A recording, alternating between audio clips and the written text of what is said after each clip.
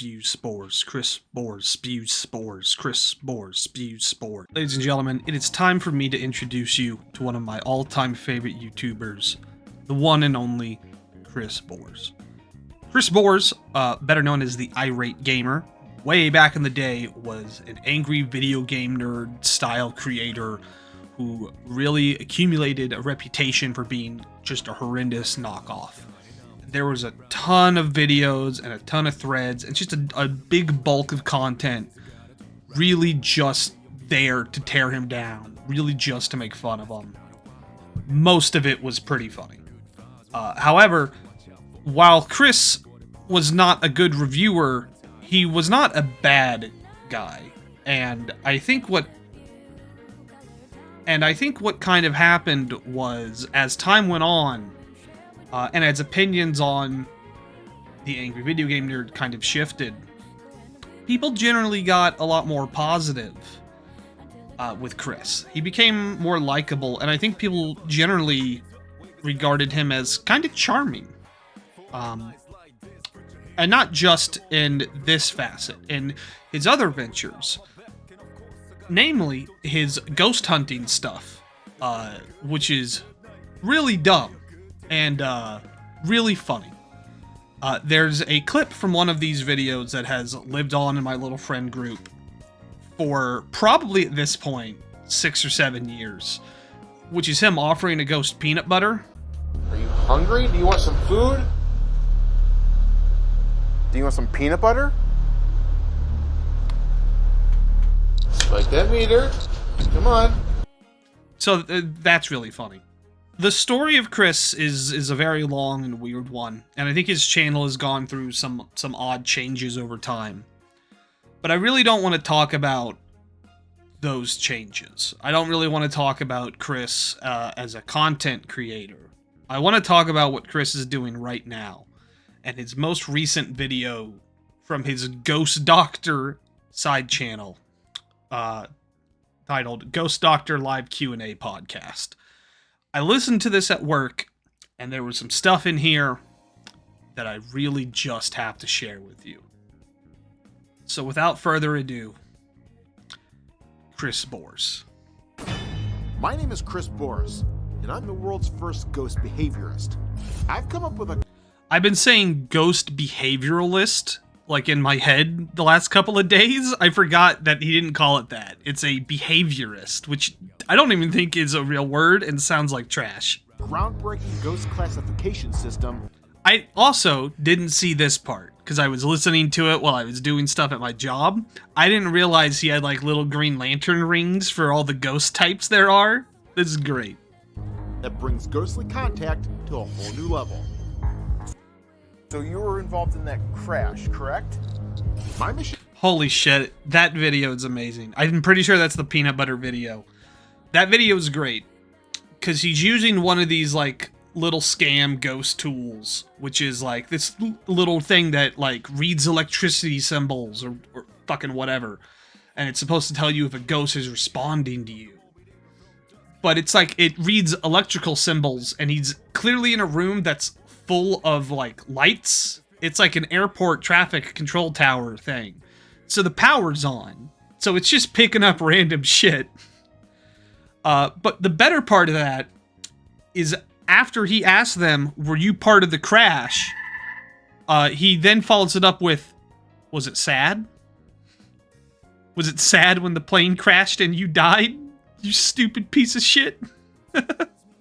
mission is to get to a spirit psyche and diagnose the problems plaguing them. He wants to kill somebody. All right. Stresses, coping disorders, I've seen it all. I'm here to counsel the dead and the homeowners they haunt. What the fuck is this? This looks like something Link has to do in a side quest.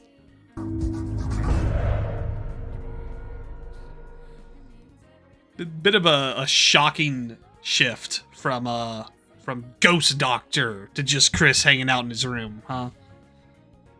Sorry, I'm fucking with my mic placement a little bit. I'm new at this, all right? I'm learning. All right, guys, welcome to the first irate.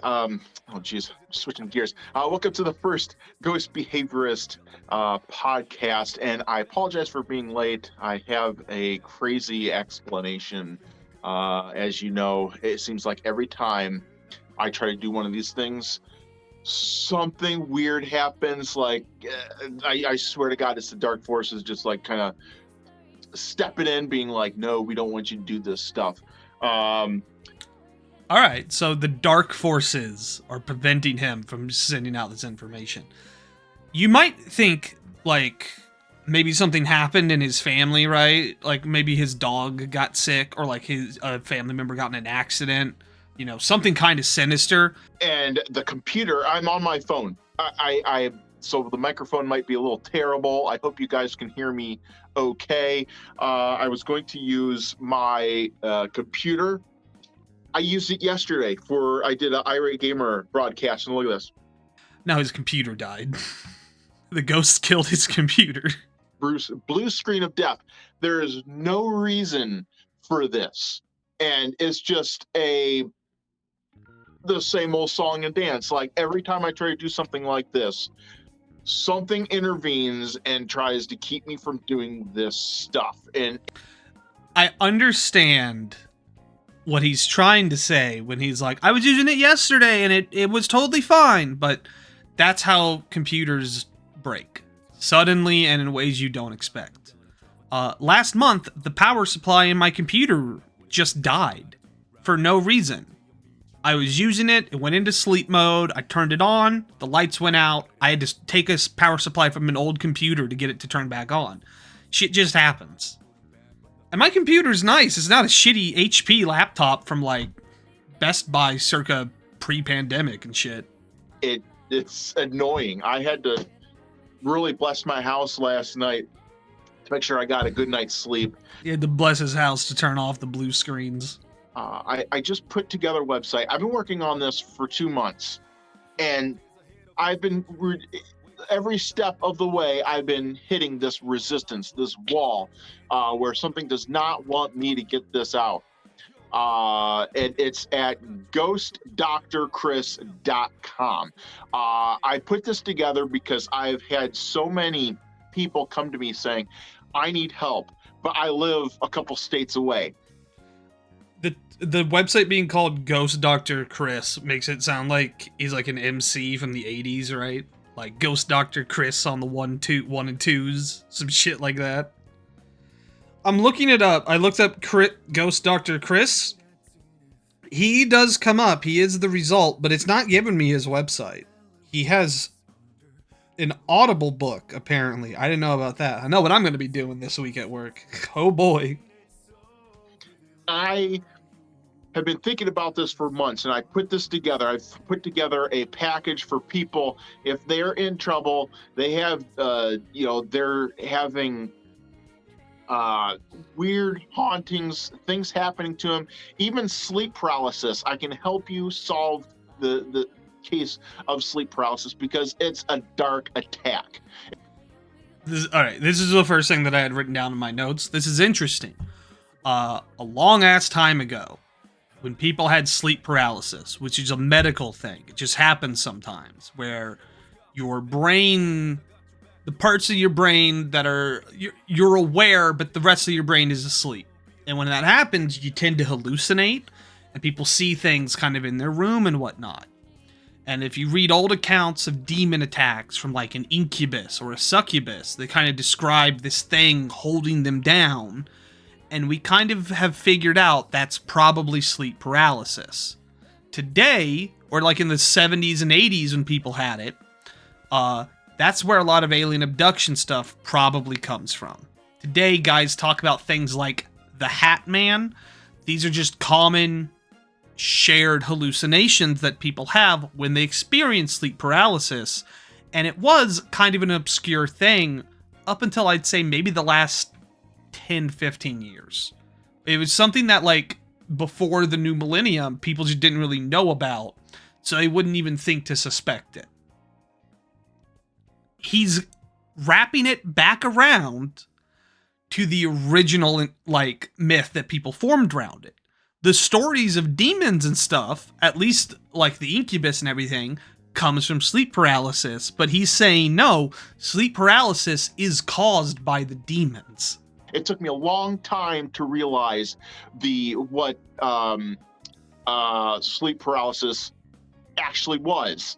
And I haven't heard anybody out there in the field talk about this stuff. Even this. I think that's because most ghost weirdos on some level know it's all a sham. They kind of know that what they're saying is nonsense. And they don't want to give people medical advice because that's where things can get actually dangerous. So, sleep paralysis is not necessarily a dangerous thing, I don't think, but it's traumatic in a lot of cases. And so, it being, if you're a ghost weirdo, telling someone, yeah, a ghost is doing this to you, that's probably pretty spooky compared to, no, you're having a kind of nightmare thing. This is medical. You're not in danger, which makes more sense and is kind of the more ethical thing to go for. Yeah, I put this stuff together. I got different packages that I put together. You know, this isn't for everybody. This is for people that are in need. They're like, look, I have problems.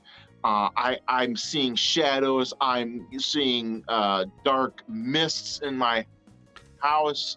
I don't know if this is true for anyone else. I tend to see shadows kind of wherever there's light, just sort of all over the place. So maybe I should look into this.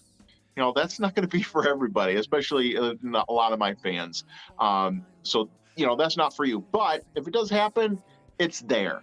And I just want to help people. Like nothing, and I've even looked online. Nothing like this even exists anywhere online. So I can guarantee you there are plenty of guides about dealing with ghost and ghost shit, because ghost dudes never shut the fuck up about it. They're adamant about you knowing everything they know about ghosts. I believe this is pretty revolutionary for what it is. We're not going to look at the website in this video, because this video is at least an hour, and I don't know how long my reaction is going to add to that, and I got to edit it down, but stay tuned. If this video does well, maybe we will look at ghostdrchris.com.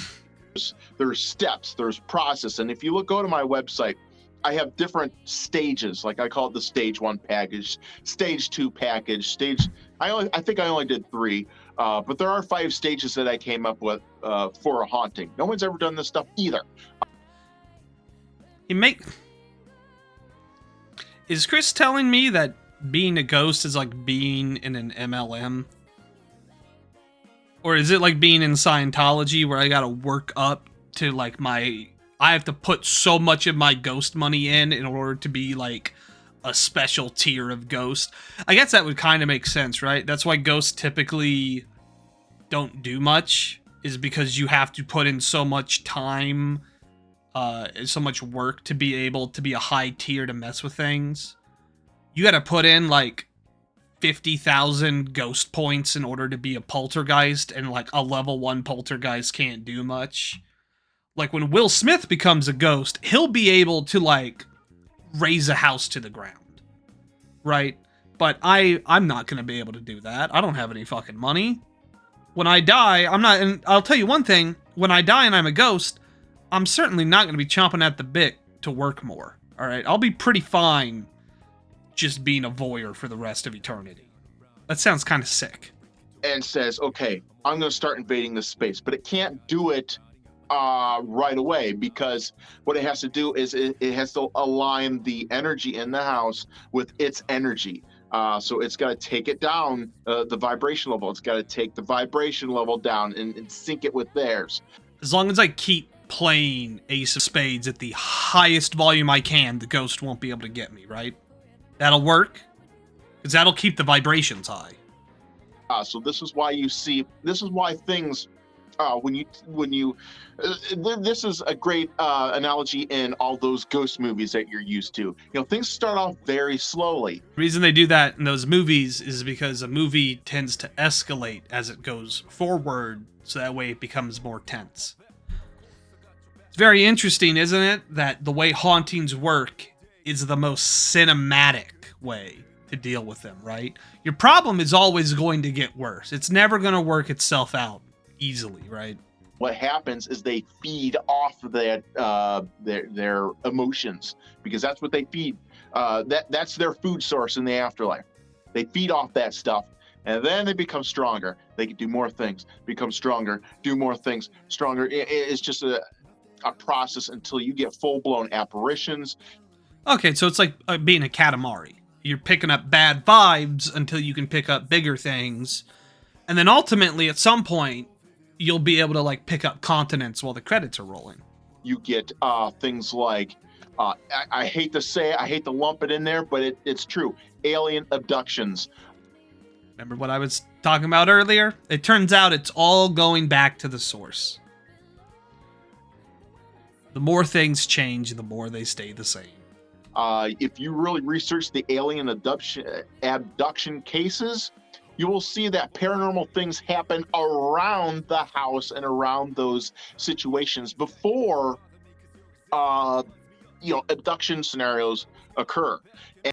I don't remember. I don't think he says the aliens are demons. I think he's implying that they're aligned somehow. Like in Dan to Dan, it's like that, where like they're feeding off of each other. He doesn't get to the greater point of that aspect of it. I really hope he does in the future, because that sounds like it would be really funny.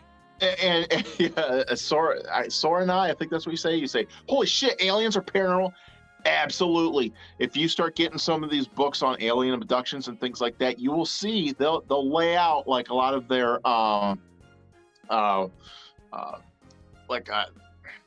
things that happen in sequential order, and you'll see a lot of paranormal things start happening around these cases. So absolutely, it is definitely paranormal. Well, that's because ghost nerds and alien nerds are two sides of the same coin, right?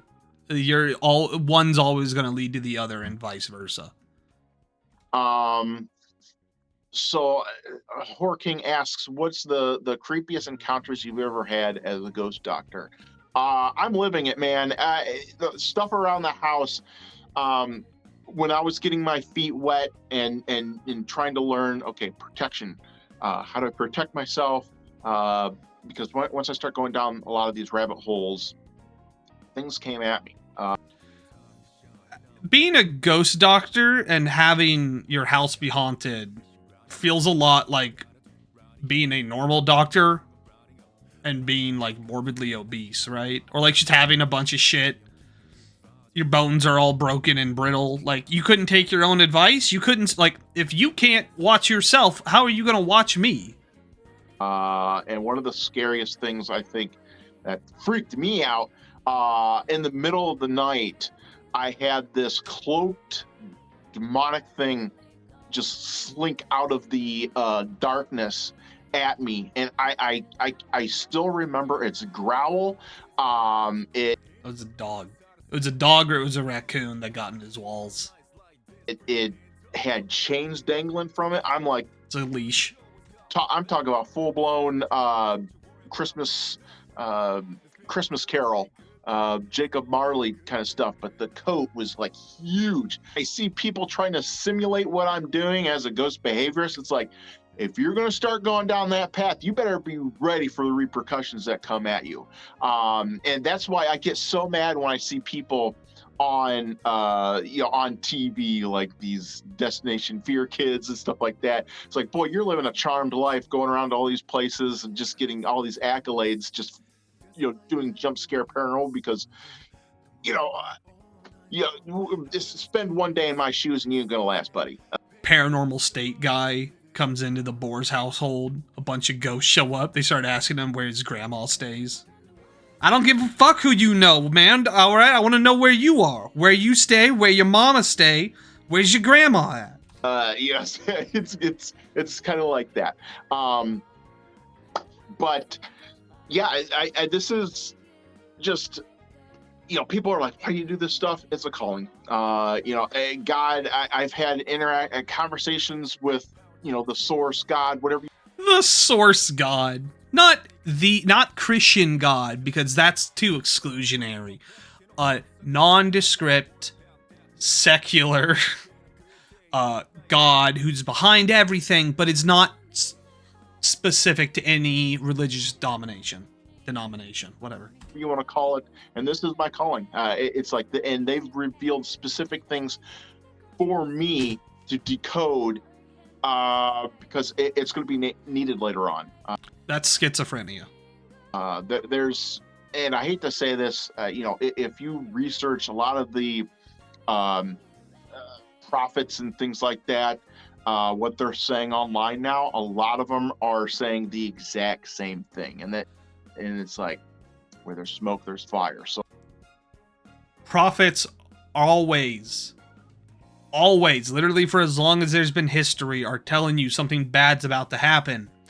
Because if they were just prophesizing good times, that's not going to get asses in seats. That's not going to get money in donation fucking tens and shit, right? That's not what makes people interested. You got to sell blood and guts. You got to sell war and famine, and that's how you get people to buy your buckets of rice. So I think we're going to have some crazy things going down this summer. So that's another reason. Okay, so he put a time frame to it. Now, will something crazy happen this summer? Yes. But that's probably because the global state of the planet is really bad. And also, something always fucking happens, right? Think back to literally everything you've ever heard. It happened here on this planet. All of it. So of course something is going to happen in the next 3 or 4 months. I want to do this podcast. I want to do it a weekly thing.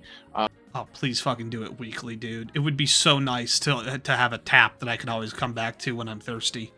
Because when things start hitting the fan, I want to be able to say, look, here is what's going on under the surface, because there's a lot of things that are absolutely going on that a lot of people aren't privy to. I have to know what he's going to say, dude, because it's only a matter of time until he reveals either Israel or Palestine is actually run by, like, Beelzebub, right? And that's going to be a field day. You just know it, right? Like, he can't choose a side in that conflict without hellfire coming down on him. And the best part is, he's going to think that it's Ghost doing it. He's going to think there's Ghost in his internet wires who are sending him hate mail, It's not going to be fucking...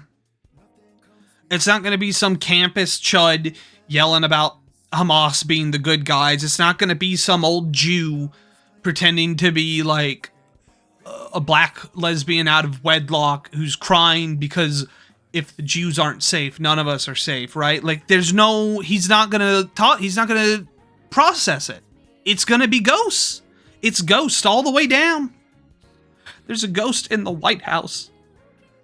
And his name is Lincoln. So Jonathan asks about I did a video on The Ring, where I decoded things from The Ring. I will say, that's genius. If you want to make it on YouTube, you have to be a expert on something, and you have to attach it to pop culture. That's the easiest way forward. I've seen a lot of YouTube channels do this. You'll see it too. A channel where it'll be something where, like, let's make drinks, fictional drinks from movies, right? Or, Binging with Babish did this for fucking years. Like, let's make, the crazy food from TV shows and stuff. And the problem is, you run out of that pretty quickly, and you have to start coming up with new stuff. But that'll get you a user base. You got to attach it to something that people are already talking about. That's how you get in. I'm too stupid to do that, because I don't watch things that other people do. I should have made a video on the fucking Fallout TV show. I did. I recorded something about it. I didn't make it. I probably am not. Right now, I think someone is making that video to spite me, specifically. And I, through the eyes of a ghost behaviorist / ghost doctor, and I... You can't call yourself a doctor if you don't have a doctorate, okay? You have to get from an accredited university You have to do that first. I used to love listening to Coast to Coast AM. I used to love listening to that show because they had some of the coolest guests. But over like the past 5, 6, 7 years, whatever, it's just the same garbage regurgitated over and over and over. And it's like, come on, man, give me something new. Like, I can't learn from anybody anymore. I've evolved so much in this field. It's like, I can't learn from anybody anymore. And it drives me absolutely insane. This is how I feel about Kamen Rider. Where I look at, like, whenever anyone... I feel like it's about a lot of things. Where I'll spend so much time, like, soaking it up like a sponge, that when I see YouTube videos from other people, I get offended. I get offended like YouTube is trying to talk down to me, which makes me feel really stupid because I don't know jack about shit. New insight on is my friend Alan, and he's probably in the chat here, but my friend Alan, he's in a lot of the Ghost Doctor episodes because he's well-educated, man. Like, every time I'm talking to him, he's like, oh, I'm reading this book or that book, and it's like, who reads that many books? Not many people in this field, if Ghost nerds don't read. Important to know. Any, because there are a lot of people. God, I wish I could name them by name. I just can't remember their names right now. But they have this knack where they could just talk and talk for a half hour, an hour. I'll listen to them on Coast to Coast, and at the end of the show, I'm like, what did I learn? They're just full of hot air. They just could go on and on about nothing. And it's like you're on the edge of your seat going, okay, what's this leading to? And then it's like nothing. It's like, get off the damn airwaves. I'm sick of you. That's very true. And in fact, at this point, anytime I see a YouTube video over an hour, that's a red flag. Because I know it's going to be a ton of time fill. I hope this video is under an hour, if only because it'll avoid that and I won't have to edit as much. I know it's not gonna be. Whatever. So, yeah, it just drives me nuts. All right, I'm gonna get to a question here. Somebody give me a paid question. Let me get to. Jeez. So I'm on my phone, so give me a minute here. This is so hard to. Okay. Here we go. Kyrogri? I'm sorry, I don't know how to say that. Okay. He's the irate gamer. He doesn't know how to say Kyogre. How have you never seen this word said out loud, right? And if it was like a new person, I could understand it, right? Like if my sister doesn't know how to say Kyogre, okay, it's after her time, right? He was like into this shit when I was like into this shit. He knows what Kyogre is. Told my gay friend Lilith about the 90-minute interaction you had in your book. He's wondering if it's possible for him to entice the male spirit that's haunting him to fall in love with him. If that's what if that's the question that you have for that, you kind of missed the point. Motherfuckers is lonely, right? Like, people just want to be wanted they just want to be confirmed that it's possible to find them, like, desirable more than anything. What are you gonna, like, let's say the ghost reciprocates, right? How far into a ghost relationship can you get before you realize, like, if this was a physical person, like, you would have been sucked off at some point in all this, right? It has to weigh in on you. There has to come a point where you realize, if I had taken this shot with a physical person, right? Like, I would have been, like, 69ing or doing cat shit or just weird things, right? At what point does the effort feel lost? You're still having these hungry-like cravings, these mental cravings for love, attachment, things like that. And when you die, you have to evolve past that. You're going to remain earthbound. And that's why she's still there. She is still wrestling with these emotions. And until she wrestles with these emotions and get past those surface level things, she cannot move on. Yeah, that sucks, dude. Could you imagine dying and, like, you don't get to eat, You don't get to fuck. You don't even, not even don't get to fuck, right? Like, you don't ever get to orgasm again. That's just part of it. That sucks. Especially if, like, I bet, like, if you're Eliza and you die in, like, the 1800s when, like, you couldn't show ankle without, like, someone deciding to castrate you. Like, yeah, it would fucking suck. It would suck to be like, oh, I have to give up this stuff forever. I barely got any of it. That's why there's no more ghosts, because now people are slutting it up. Now they're living, so when they die, they're okay with leaving it behind. And that's one of the things that I deal with as a ghost behaviorist when I'm interacting with these spirits. I'm like, okay, what are you dealing with? We need to get you past these issues. I hate when I watch these shows and they're like, go to the light, go to the light. Listen, you have no idea what you're talking about. These spirits, when they die, they see the light. They didn't go into the light. They know. I like this description because I imagine that one meme of like the guy and the sun he's like on his computer and the sun comes through the curtains and he closes them and goes back to his computer. But it's like, it's a ghost like desperately trying to jack off. You talk to any ghost hunter, priest, whatever, they'll say that the paranormal thing, the paranormal landscape is just getting worse and worse and worse. There's more hauntings, more cases than ever before. So something has to give. There's something. Wow, it's almost like they exhausted all the common ones and they had to keep making them up so they could keep milking this cow. That is not being addressed or remedied. And as a ghost doctor, I figured it out. It's like we have to get to the root of the problem. One case in point, when I talk to Catholic priests, they will interact with the same demon over and over again. And I'm just like, well, yeah, because you push it out of one home, it's just going to go to another home. It's just like playing whack-a-mole. That's really funny because you can tell the priest is like forming a narrative for themselves where they have like an adversary, like a Joker ghost to their Batman. And Chris is coming in and like, well, because if you kill the Joker, he's not going to come back. You keep sending them to Arkham Asylum. They just let him go. Until you really sock the damn thing on the head and figure out how to do that. He talks about it like you got to put the ghost nose into the urine puddle so it knows that that's bad. That it knows that's why you're punishing it.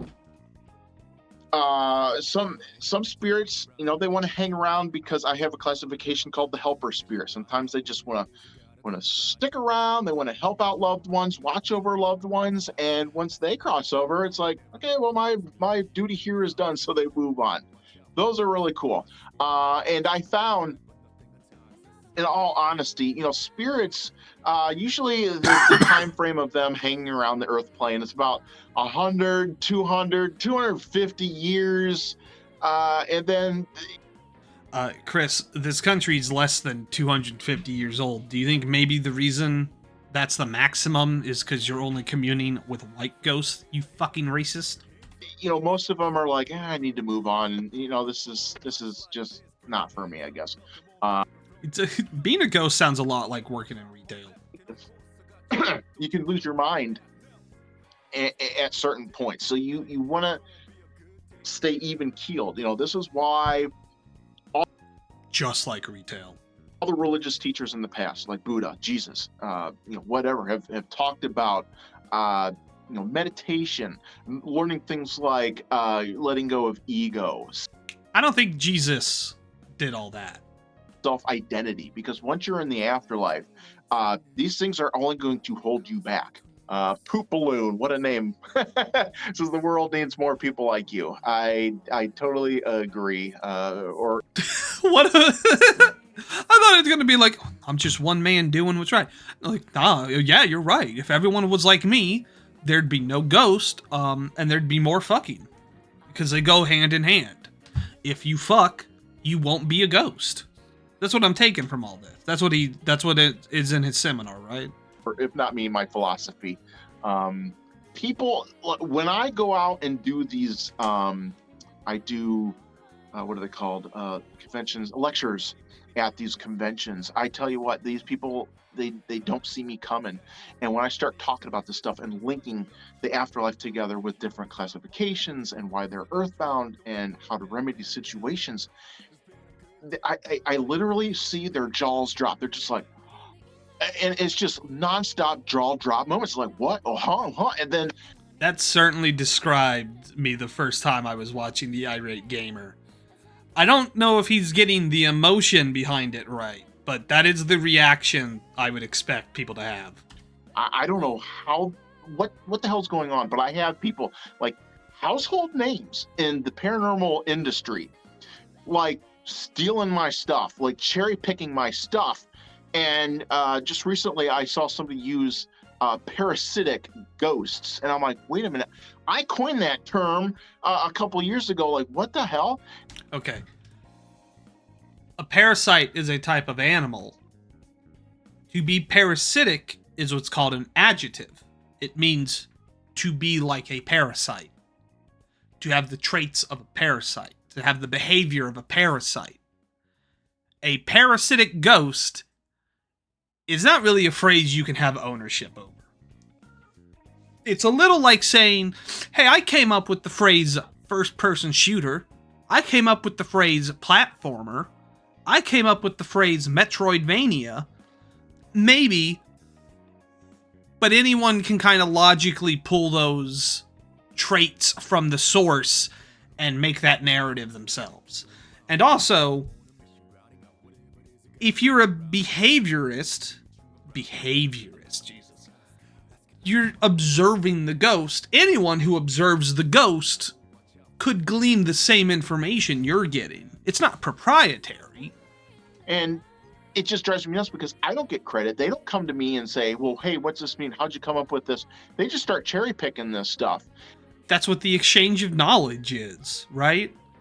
Like, people give credit because with credit comes clout and legitimacy. But in in a perfect world, we really wouldn't need it. We would just be able to publish these findings and use them wantonly. Okay, let's get to some more questions. We're at 25 minutes here. I haven't answered too many. Groose asks, if somebody says they've spoken to God, how do you tell if they're crazy or legitimate? I just like to gauge the sincerity of them. That's a bad way to do it, because if you're an undiagnosed schizophrenic, you're gonna feel really sincere. Because there are a lot of levels to the spirit world. I think schizophrenics actually have a conduit into the spirit world. Don't tell them that. That's the last thing they need to learn. And so it's like, can you talk about the paraceleb that is stealing? I don't want to mention names. There's a specific camp though that I've kind of found, like, it's just this little circle of friends. They always interact with each other and things I see online, and it's just this little circle, and it just drives me nuts because I keep seeing things like, Hashtag Ghost Journal Pros. Hashtag I don't know enough about ghost stuff to keep this. We don't want you anywhere near us. Or the field. Like, we have a good thing going on here. You're going to ruin a good thing. That's basically what I got from it. So they probably meant they didn't want you to delegitimize the field, rather than they didn't want you cutting into their profits. Which, to be clear, it should be delegitimized because it's not legitimate. It's nonsense. So I am all for the ghost behaviorist becoming mainstream. I'm going to tell you right now, once this genie is out of the bottle, you think you saw the Irate Gamer hate club, the ABGN hate club against me? Just wait. Oh, I can't fucking wait. That sounds so fun. Wait until the I guess I'm part of it now, aren't I? I'm leading the charge. genie's out of the bottle. You're going to see some serious shit hit the fan, because this thing impacts all established ghost hunters. It impacts the psychic field. It impacts mediums, everything, because what I do is more accurate than mediums, more accurate than psychics. So there's going to be a lot of shit thrown my way. Not a high bar to get over. And I've actually gotten confirmation from the spirit world, like, when this happens, because it's going to happen, watch your ass, because it's just going to be a shitstorm that comes upon you. All right, I want to talk about this too. Suda Trop says, can D&D sessions summon otherworldly beings on accident? Amazing question. I don't know if the game itself per se will conjure that. And look, I love games that are set up in D&D like fashion. It's just so cool to me. But words have power. If there's one thing I've learned in this, words have power. Even if you think you're doing the dumbest thing, I'll get this mantra. I'll be like, this is the dumbest thing I've ever said. I'll start chanting the mantra, and things will have a profound effect on the spirit. And I'm like, I'm just chanting this thing. What? That was the biggest barrier I had to get past when I started this ghost doctor thing. And once you start going down the rabbit hole, it's like, well, okay, well, if it's that easy to do like an incantation or a spell or whatever, it's like, okay, what is everybody else doing? What are they embedding in pop culture? Oh, he's 100% one of those dudes who thinks Mr. Beast is Satan, right? Like, that's what he's going for. So are they doing incantations and things like that just by saying a sequential order of words? Absolutely. Abso-freaking-lutely.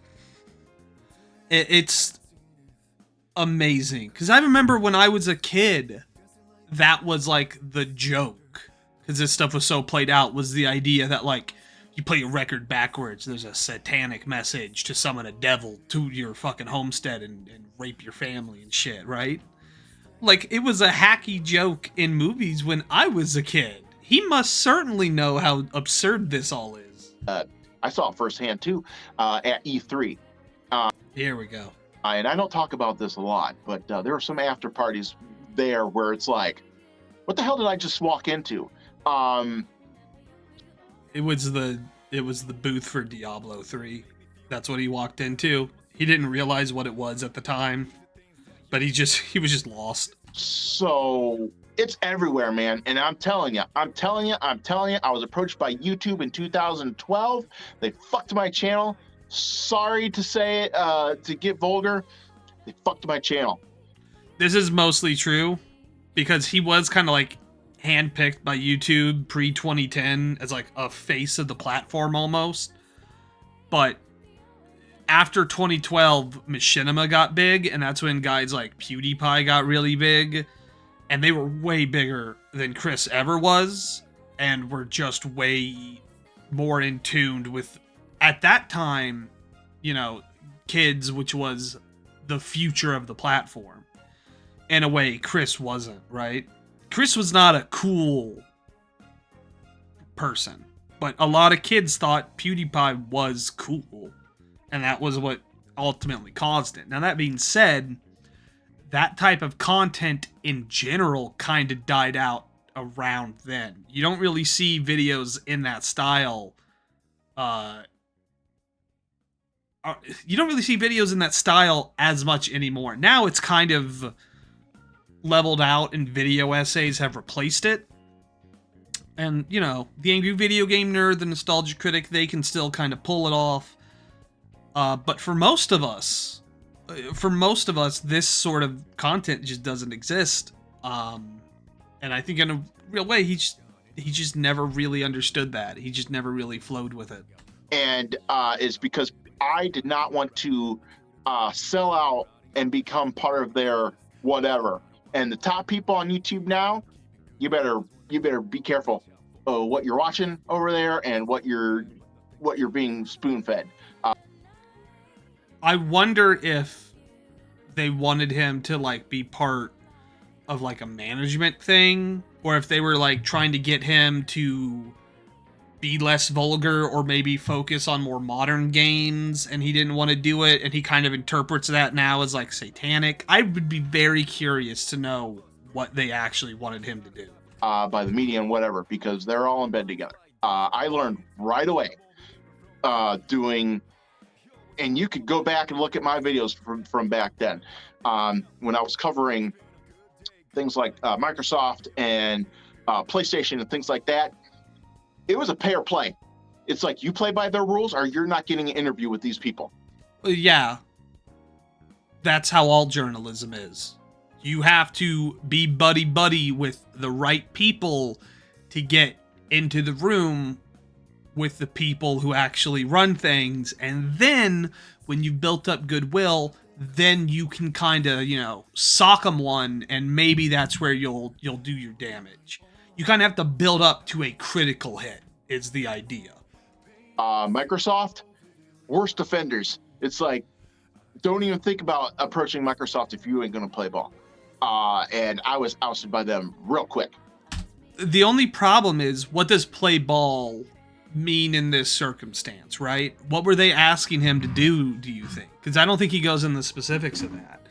And if they were like, you have to be positive about our stuff to even, get in, that's kind of fucked, because that's not really what the job of these guys was. But how much do you think it was just, well, we only want to focus on people that we think are going to generate interest in our stuff, and the Irate Gamer mostly talks about old 8-bit video games, and that audience is not really the Xbox audience.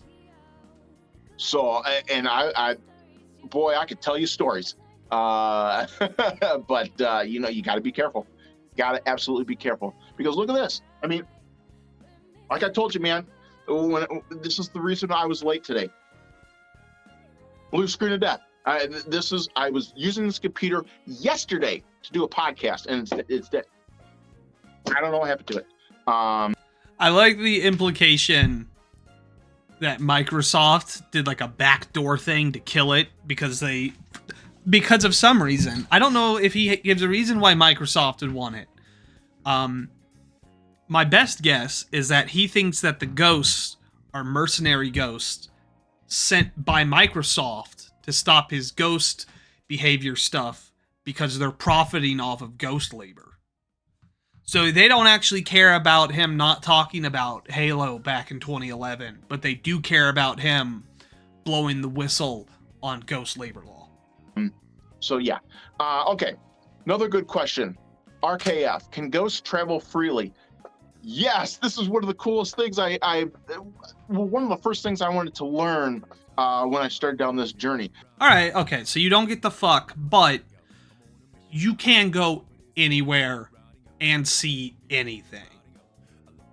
I guess maybe that's not as fun if you can't also jerk off while you're doing it, because that's sort of the implication, right? You'd want to see what, crazy fucked up stuff the elites are getting up to, but you wouldn't really be able to participate. But I guess there's an academic aspect to it, right?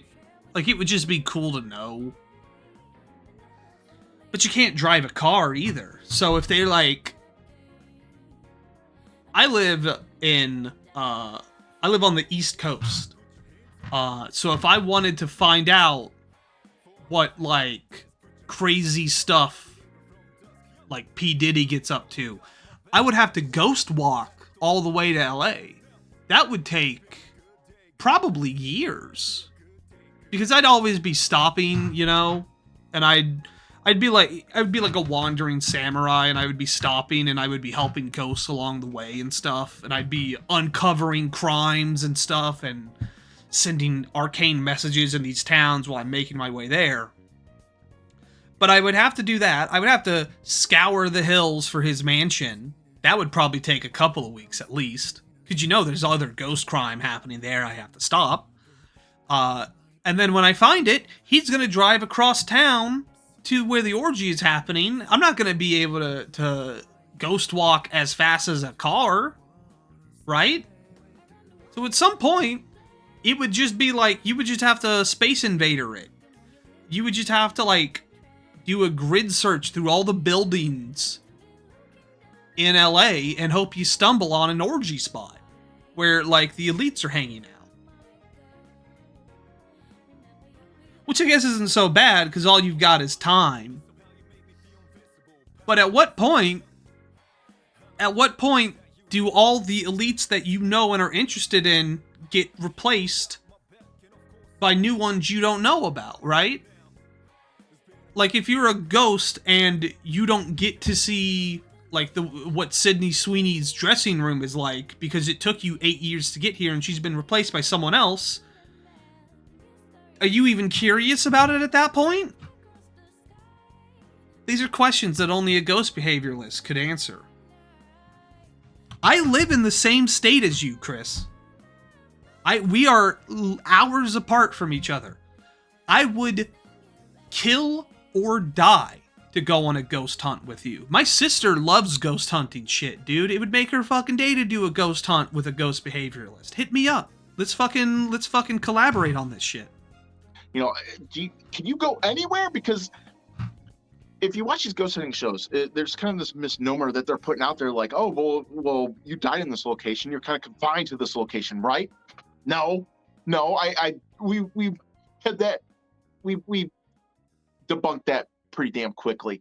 Oh, dude, I couldn't imagine being like one of these boomer ghosts who dies and you stay in your house and you have to watch it get sold to like a gay millennial couple, and then they paint the walls like pistachio green and they put up like avant-garde art and they take down your deer head and they sell it at like a swap meet for pennies.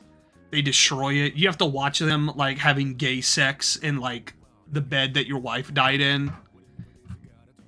Being a conservative ghost would be the ultimate form of cuckoldry, wouldn't it? They're just setting themselves up. Because if you're a liberal ghost, you'd be shedding a tear to see the house where your family was taken care of going to this, you know, modern gay couple living their lives. That would be beautiful for you. We got to the point where Alan was just like, hey, are you just a wandering spirit? You just wandered in here? Because nothing made sense. It's like, well, you're not this ghost or that ghost or the other ghosts that are haunting this location. And he was basically like, yeah, I'm just wandering through.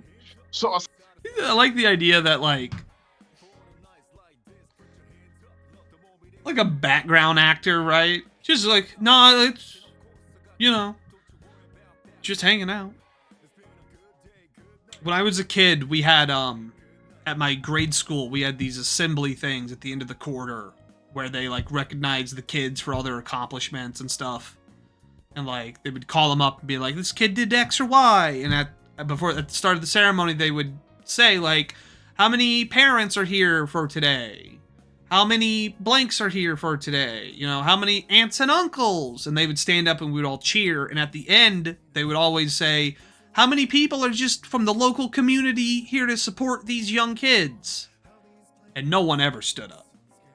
Because that's fucking weird. But now I think they should have asked about the ghosts. Because if you're like a ghost on an orgy hunt, you don't know where that event is necessarily going to go. So you might stick around for a minute to find out. It's like, aha. You could go anywhere you want. And I think later in the episode, I even asked a spirit, I was like, so are you able to leave the grounds? Are you able to go anywhere you want? And they lit up the thing we had and said, yes, we can. It's a little box that lights up sometimes. There's probably like a random number generator programmed into it. And every like 3 minutes it resets. That's where he's getting his information from. So when I was a ghost tour guide at the Collingwood Arts Center for 5 years, that was the thing. I asked the same questions over and over and over again. That was a question that I asked. Can you go anywhere? And every time they're like, yeah, we can go anywhere. And I also learned that they are omnipresent. They can actually be in 2 locations at once. They can pretty much go anywhere. Wouldn't all ghosts be everywhere at all times then? Why would you limit yourself? I guess when you've seen enough elite orgies, right, it kind of gets tiresome. Maybe sometimes you just want to like hang out in your old house. But then there's the gays there. So what are you going to do? Right? I've swung back around. Being a ghost sucks. What? I gotta piss. Editor's note. Insert piss noises.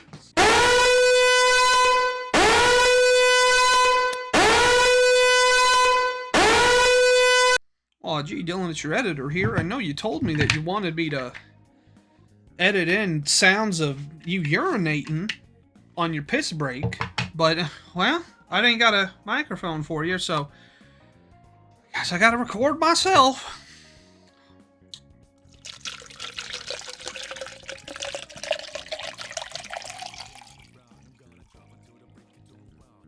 Hope that's enough. I know he pisses a lot, so fingers crossed, I guess.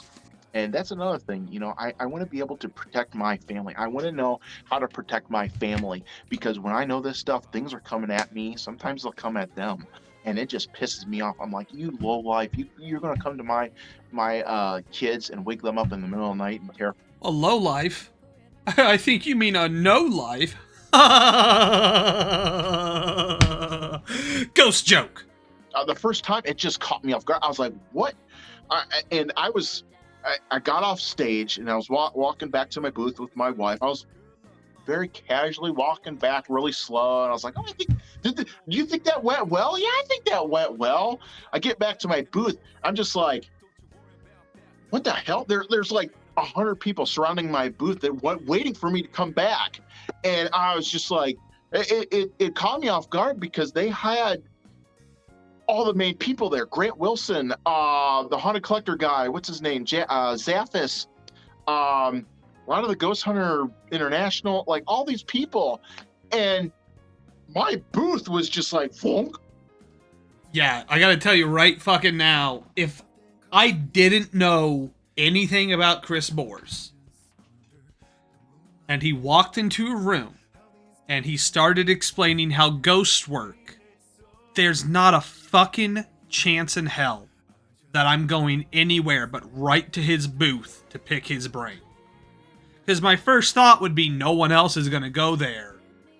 It'll just be me. And when I see everyone there, well, now it's a fist fight. Now it's Fortnite IRL. Alright? And I got Baby Yoda on my back. I don't play Fortnite. I don't know what it's about. It happens, you know, and it's sad because a lot of these cases involving suicide, things like that, you know, these people are, whether they know it or not, they can have dark influences. Hold on. Where are we going with this? External, internal, whatever. And it's a gradual thing. You know, it's just not something that happens overnight. It's just like when I was talking about the house where the spirit is trying to match his energy level to the house level. The same thing happens with a human. That's right. Suicide? No. Ghost homicide. You have to pray for them. You have to pray for them. I cannot stress this enough. You have to pray for them. I haven't heard anybody talk about this stuff. And I encourage you to try to find anyone else talking about this stuff. You know, I hate to keep harping on this, but nobody talks about this stuff, and people want these answers. And God dang it, I am passionate about this stuff. And I don't care if you guys ridicule me or whatnot. You know, I got haters. I've always had haters. I don't care. You want to make fun of me? Fine. But when it's your turn to meet the maker and you need help and you're coming to me for prayers, I'm not going to turn you away. So you're just going to seek me out for help. And that's very kind of you, Chris, because like I said, we're not that far from each other, and there's no way that I've got more than 5 years left in the tank. And I've done some shit. I've done some shit that God's not going to be happy with. So I'm really going to need you. Did you hear the thing I said about Space Invadering LA for an elite orgy dungeon? I'm not getting up there without help. So I appreciate you leaving that open to me. You know, you start reading this stuff in the Bible where it's like, you know, even the rocks. There's a passage in there that talks about, you know, the rocks breathing and the rocks having life, and it's like, well, yeah, well, okay, what does that mean? You know, once you start getting into it, it's like, okay, you know, there are hell realms in which things are cast into rocks and things like that. So they're serving out these long sentences to burn off their karma. And I think that's the backstory for the Thing from Fantastic Four. I'm pretty sure that's what Stan Lee meant. That was the reason he became the Rock Thing, is because he was Jewish. It was because of what they did to Jesus. You know, all these people think I'm a quack, but listen, when it comes down to it, who's getting 90-minute interactions with spirits? You know, somebody that actually knows what they're talking about and can talk to the spirit world like they know what's going on, because I do know what's going on. Well, you're talking to a box that lights up sometimes, right? I'm doing that right now, aren't I? You guys keep asking about astral spiders. This is one of the things that I don't want to talk about just yet, because like Yeah, I don't want to talk about them either. What the fuck do you mean, astral spiders? I said, people are taking my knowledge. Like a couple of things that I won't talk about are astral spiders, and I really want to talk about them. I do, because they come hand in hand with the demonic and things like that. But once I start talking about it, I know somebody's going to pick up on this and be like, "Oh, this is something we came up with." And I'm gonna take a shot in the dark. When he does eventually reveal what the astral spiders are, it's probably going to be very similar to what It from Stephen King's works is, or it's gonna be like the Toadash chimes or the Langoliers. It's this like thing that lives in the space between spaces, right? And when you like send your consciousness out to reach the other world, then they can get at you. I'll say that much. I didn't think he could make being a ghost sound worse. But if there's also like a bunch of fucking ghost spiders that you have to deal with, man, dying sucks. it just drives me nuts, because I'm like, okay, well, if they're stealing this stuff from me, There's nothing else in this really all that interesting. I've read the rest of this. Whatever. I'll do an outro later.